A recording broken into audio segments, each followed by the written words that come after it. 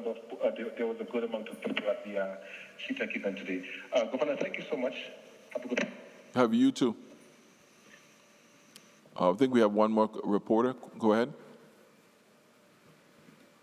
We might have lost them. Good afternoon, Suzanne Carlson from the Daily News. Hi, Suzanne. It is very difficult to hear. I didn't hear any of Laciba's questions, so I'm going to have to go back and listen to the video, but I'll ask my questions and I apologize. Can you speak to some of the meetings you attended this week? Were any of them with cruise ship companies, or what necessitated your presence on island? I can say this, one of them was related to tourism and tourism event scheduled, or we're trying to get scheduled for St. Croix, and the other two are in relation to distillation in the territory. Okay, I'm not sure what was said. I believe you said you still don't know where the smell is coming from on St. Croix. Isn't that in and of itself a problem? I mean, shouldn't DPNR have been monitoring these major industrial facilities from the get-go rather than playing catch-up to try to figure out which one's causing this pollution? Susan, yes. I don't like it when people try to imply that DPNR doesn't monitor. The refinery is mandated by law and the consent decree to contact on all releases. I mean, it's not like we live in a big place. If anything goes, any disruptions happen there, we see, and they, from what we're recording with our people here, they're complying with their mandate to report releases. Yes, and yes, it is very concerning to me that we still smelling this thing, because we need to find out what it is. I think I heard you make reference to the requirement to report to the EPA, but they weren't operating the air monitors they were required to be operating, correct? Well, that's a matter of debate. I think there's a case pending on that because Lime Tree is saying no, and we're saying yes.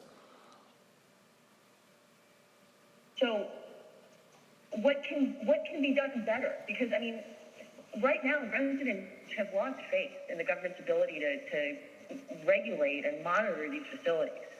And they're still complaining about noxious smells and gases and odors and ill effects on health. So what needs to happen to make sure that this doesn't happen again? Well, we don't know where it's coming from. I think the first step would be to find out where it's coming from before we start saying it's coming from these facilities, because now the facility isn't even on. So, I mean, for us to be presuming, I think is unfair. And, we have been trying to get Lime Tree to give us everything, and they've been cooperative. We've been in talks with them. We are meeting with them again this week. Throughout last week, we met. We haven't picked up this H2S or this smell. There's several different types of smell being reported. The important thing now is not to figure out how to cast blame, but to figure out where it is coming from and figure out how to get it to stop.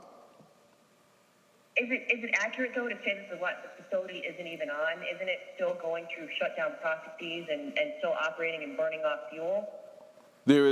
From what they're reporting to us, the only thing they're doing now is clearing their line, and any excess fuel that they can't send to the tank, I guess the flare will be sent to the flare. Okay, I'm not sure what that was, but I'll listen to the tape. Is there any indication that this is coming from any other facility? I mean, have you had evidence that we've tried every facility or anything else is causing a smell? We've looked at the landfills, the asphalt plants. We've looked at Diageo, Cruiser and Rum, every industrial facility. We've gone through the bush, looked to see if there was some illegal burning of any material. We can't find it. I mean, as you know, it's not like this is the first time we've been here. We had the situation with Central High School where it took us a significant amount of time to figure out that it was sewer gas that was there. So we'll continue with the help of our National Guard, the federal EPA, our EPA, and Lime Tree to try to figure out what the problem is and where this smell is coming from. Not only from their facility, but from every single facility that we have, and any other source where this burning smell may be coming from. Okay, and my last question is just, do you have any sense of what a timeline might be for lifting the local mask mandate? And I only ask because I imagine that a lot of tourism-based businesses right now are having headaches trying to convince people to keep their masks on after this federal order, or federal guidance from the CDC, excuse me. So what would cause you to lift the mask mandate locally? The vaccine passport, something else? No, we were the first, and we'd probably be the last. I mean, I don't see it, it's like it can't hurt. I mean, we've got most of the people I know have gotten used to wearing the mask. When I talk to residents, they don't have a real problem with masks, and we don't have any problem arresting people. We've been doing a good job of that who don't want to comply with our mandates. So if we got to arrest tourists coming here because they won't wear their mask or have disorderly conduct at our hotels, beaches, or any place else, so be it. But what we're not gonna do is we're not gonna let people come from where they come from and want to disrespect our mandates here and spread COVID. That's not gonna happen. Okay, I'm watching the 10 defendants charged with COVID portal fraud in court right now as we speak. So, I mean, it's clearly an unwillingness to follow the rules. So I don't know what kind of enforcement will be necessary, but I imagine there's going to be some enforcement challenges ahead. Yeah. So I'll leave it there. Thank you. Thank you, Susan. I think that's it for the day. We don't have any more questions.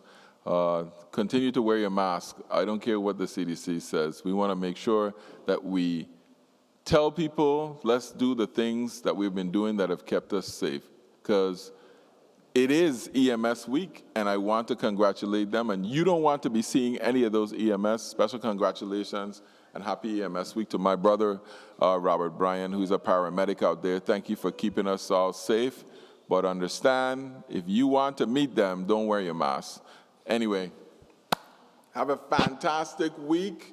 It's good to be back home in the beautiful Virgin Islands. Congratulations to the graduates and the parents.